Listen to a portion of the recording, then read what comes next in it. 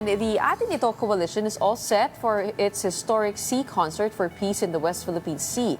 And for that, we have on the show today Atin Ito advocate Kiko Aquino D. He is also a political scientist and executive director of the Ninoy and Cory Aquino Foundation. Thank you so much for being with us today. Thank you for having us, Gretchen, and very good to be here. Okay, so Atin Ito is on its third voyage to the West Philippine Sea. What's different this time from the first two journeys? Well, there's a lot of continuity also. No? We're working with a lot of the fisher folk that Atinito supported in its last two missions. But what's different is that we're doing a concert at sea. So this is something, honestly, I've never seen before. So it's very exciting. It's very exciting to see how that's going to pan out. Why a concert? So I think the real goal of Atinito is to make sure that the West Philippine Sea is a permanent interest for the Philippines, not just so our people can advocate for it, but so to see that, so people in the region can see that this is something that Filipinos will not sort of give ground on or give sea on. No? So part of it is doing civilian resupply missions. That was like the first two missions. Now this one is a bit more cultural and multicultural. No? So we're featuring talent from the Philippines, but also talent from the region to sort of show that not only is, well, the West Philippine Sea a Philippine interest, but also that everyone here advocates for sort of peaceful resolutions. No? So it's not,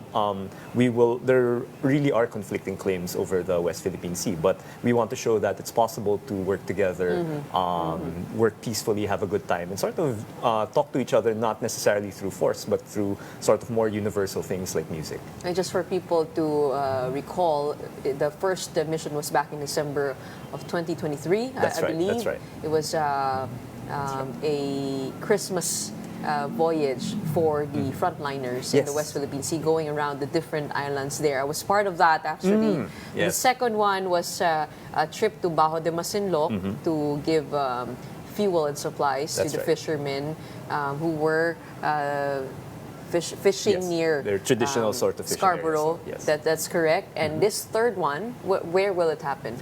So my understanding is that we're going to set sail towards the Calayan Islands, and then we will go as far as we can. And then I think we're scheduled to do the concert, live stream it around morning of the 28th, morning of the 28th. That's right. So kailan kayo aalis? So yung alis namin, madaling araw ng May 27. So it's a long sea route, no? So it's about a day to get to the destination from Palawan, and then it's another 2 days to get back to Manila. From El Nido, that's right. Oh, you May 27. Yes, and I think we're having a pre-departure concert on the 26th in the evening, just in to send everyone off. In El Nido, okay. That's right. But are people coming from Manila? I mean, are they taking the ferry going to Palawan? Yes, so some will be taking the Capitan Felix Oca, the it's the ship. same This ship? is the same ship. That's the first. So that's the first you're mission. using Yes. the same ship. Yes, it's the same for ship. this voyage Yeah, to. so that ship will be like the stage, no? Pag-asa. So that's where the concert will be shot from, and then there Is will it the be. same captain? I think so. I wasn't there, unfortunately, for the first one, so you might know better. Pero so it's going to be our stage now. I imagine it'll look very different from when you were there. And then there will be smaller ships accompanying us na people will watch from tinatanong ko sea. kung bakit. Kasi nung unang biyahe namin to Palawan, yung kapitan ang nagdesisyon na bumalik kami. So we were heading on to, I think, the Patag and Dawak Islands, but we were already being surrounded by a Chinese Navy ship and Chinese Coast Guard, and him being a civilian captain was not really used to treading the waters with, I mean, that kind of seamanship where you need to know how to maneuver around these kinds of vessels, diba? Kasi he would train pilots or captains rather of these boats, pero yung ganun ibang klaseng skill set yun. Kaya nung nasense niya na medyo delikado na, tama naman yung decision call, yung judgment call niya to go around, turn around for the safety of everyone. But also that kind of frustrated several of the people on board who wanted to continue on despite the challenges. As I understand it, there's a smaller vessel that was able to make the delivery. Totoo, yeah, meron yan. And I think I think this time around, that was the first voyage, no? So this is still a new thing for both Atinito and the Coast Guard. Na how are we interacting with this civilian sort of entity? But how is it going to be different this time around? Because that was a sticking point for expedition number 2, where they had fishermen from Zambales to do the maneuvering around and be the captain of that mission para sigurado na makakalusot at yun nga yung nangyari. Pero dito, how is it going to be different? So I think the first point, so 2 points, no. So one is I think we're much more used to coordinating with the Philippine Coast Guard now. So definitely all of the steps that will be undertaken have been consulted with them, and this is something that we're confident in. We're confident in the plan that we have prepared. And then the second is it's more. The first one was I think perhaps a bit more contestable since this was resupplying the BRP Sierra Madre. The second one had to do with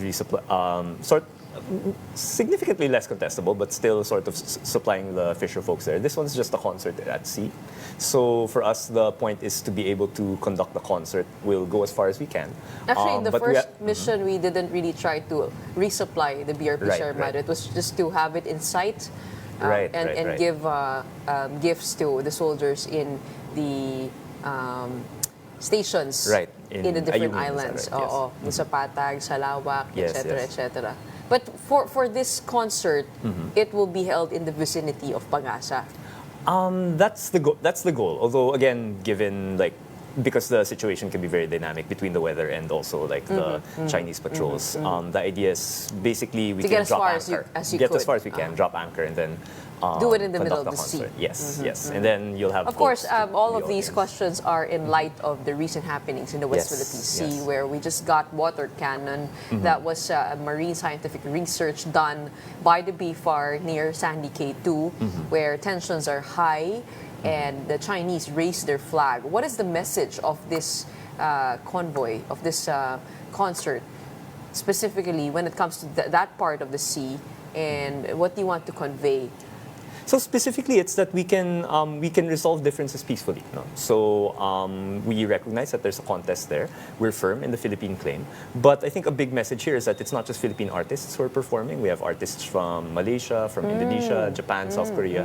So we're really coming together to show that while there can be disagreements about who has rights to what, and while different sides can be firm about their beliefs and their rights to the area, we can resolve this without sort of sending, basically bullying ships to intimidate people into doing one thing or another. We can come together, have a good time, and then maybe that can be another track to open up sort of more productive discussions in the area. And again, the second point is we also want to show that, again, the whole idea around Atinito is that defending the West Philippine Sea is like a permanent interest of the Filipino people. So that that's something for us to rally around, and it's something for our neighbors to see that this is something that we will be quite firm on. You know, that across administrations, across different contexts, this is something that the Filipino people want to fight for. And in fact, I think there's a press event that Atinito held yesterday, and one of the things that that was announced was I think the Akbayan Party will be pushing legislation to push that along. No? So they're looking at setting up like a West Philippine Institute to really make sure that there are people who are focused on defending our rights to our EEZ there, and a West Philippine Sea block in Congress. Yes, that's right. So beyond Akbayan, I was a supporter of ML party list this last election, and Congressman De Lima. Who are you looking at? Who's going to be part of that block? Well, this is mentioned by Akbayan party list, and as I understand it, I remember Congresswoman De Lima was also campaigning on having a strong position on the West Philippine Sea during the election. How that pans out, I think we'll see who the rest of the members will be. But I think it's important to remember that, especially compared to the past, where sort of foreign issues don't tend to rank high as far as concerns for But what kind of legislation do we need at this point if the adversary is not here in the Philippines but abroad? Well, it's to make sure that I think there are people who are, regardless of administration, permanently looking at the issue, permanently sort of stating the Philippine position and asserting that regardless of who takes power. No? So again, West Philippine Atin to Ito, have continuity exactly, over policy. And because that's not just for our sake, but because it's hard to relate with sort of your international partners, if we want to approach China multilaterally, for instance, we need to have a position on the West Philippine Sea that lasts across administrations to make sure that we're credible partners to other claimants in the area. Well, Attorney Shell Jokno also proposed teaching kids in schools about the West Philippine Sea. Yes. At this point, what do we need? I mean, there has been a comic book released by the Philippine Coast Guard to, somehow laymanize the issue of the West Philippine Sea. But what work needs to be done? In your experience, talking about the West Philippine Sea, do the youth get it?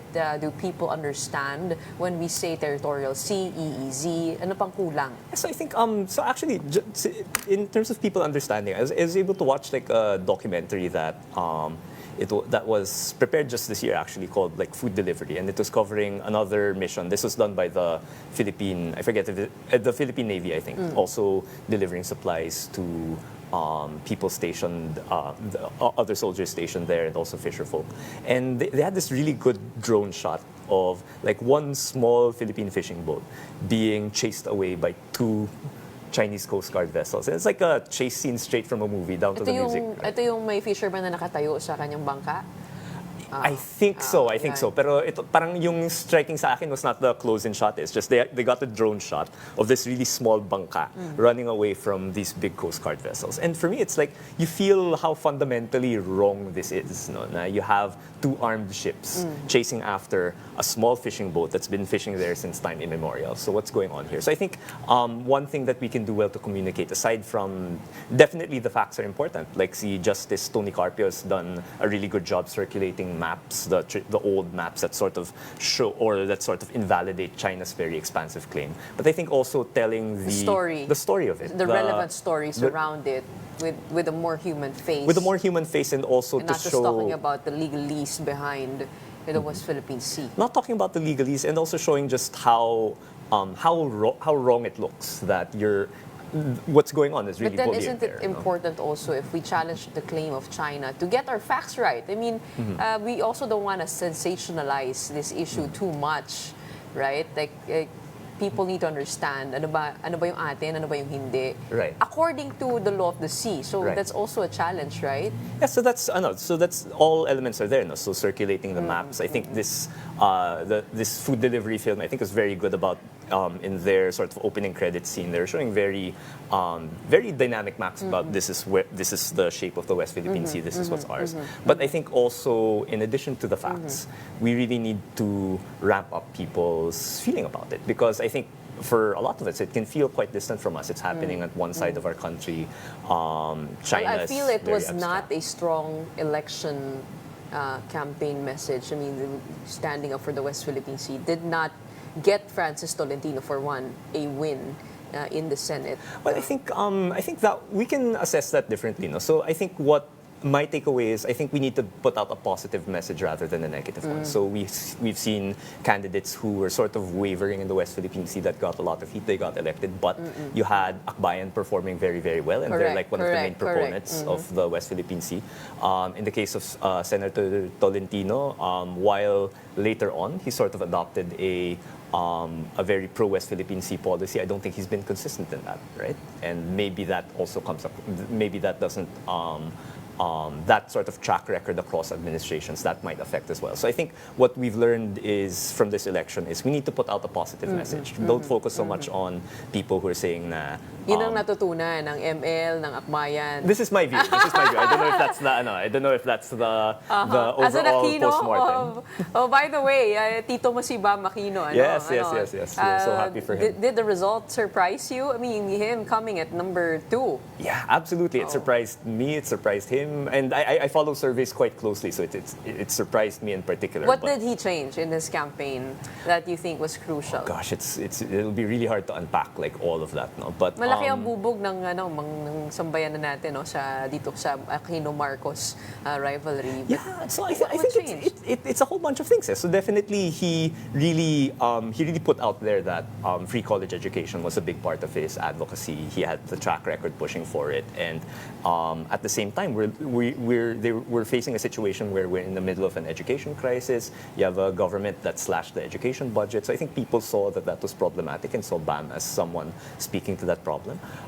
Definitely his track record as he was the campaign manager of Leni Robredo in 2022. So he had the bona fides of that side of our electorate, with that side of our electorate. And definitely I think one of the other things we're seeing is I think people are, I think what's clear is that there's a lot of dissatisfaction with President Marcos, right? And people are looking for an alternative, and they see that perhaps in BAM, in Senator Kiko as well. He performed he also outperformed the surveys. So. Do you see him as a possible standard bearer of the opposition in 2028, or is it Risa? So my self-interest will collide with my political training here. Because my self-interest is that I don't really like having relatives in Malacanang. It's a very stressful experience, right? But in terms of performing well in a senatorial election, that has people start talking when that happens. So it's Risa Hontiveros. For me, that's the one that I really hope. I was very hopeful when she mentioned that she was opening to running in a few days ago. So, I as much as I respect BAM and I think he will do excellently in Senate, it is very stressful to have relatives in Malacanang. How about you? Why don't you do politics? Exact same reason, right? So I was a college student when my Tito Noy was president, and while I think he did a lot of good work, it was a stressful time for the family. And I don't necessarily want to go through that again. Well, you're still meddling in politics in a different way. So for me, it's advocate where you can advocate, right? So if the red line is public office, then let's be involved and wherever academia, else we can. of course. Okay, right. On a final note, how can people watch the concert? Will internet be good in the middle of the sea? Did you invest in a maritime Starlink for that? Yeah, so we've been working on this for months. So I think this is something we're quite confident we'll be able to pull off. The concert will be live streamed in our Facebook page, so the Atin Ito Facebook page, and we'll also be cross-posting it for with our allied groups. We'll be cross-posting What date again? So this will be in the morning of February, May 28th. Okay. So this will be in the morning. Yes. Antayin namin sa page ng Atin Ito, and we'll try to get it out as many places as well. Alright, okay, mag-ingat kayo sa inyong voyage. Salamat. At sana walang any untoward incident with the Chinese Coast Guard and the Navy. We have Kiko Aquino D closing our week. Atin Ito advocate and executive director of the Ninoy and Cory Aquino Foundation. Of course, let's tune in to that concert this coming May 28th.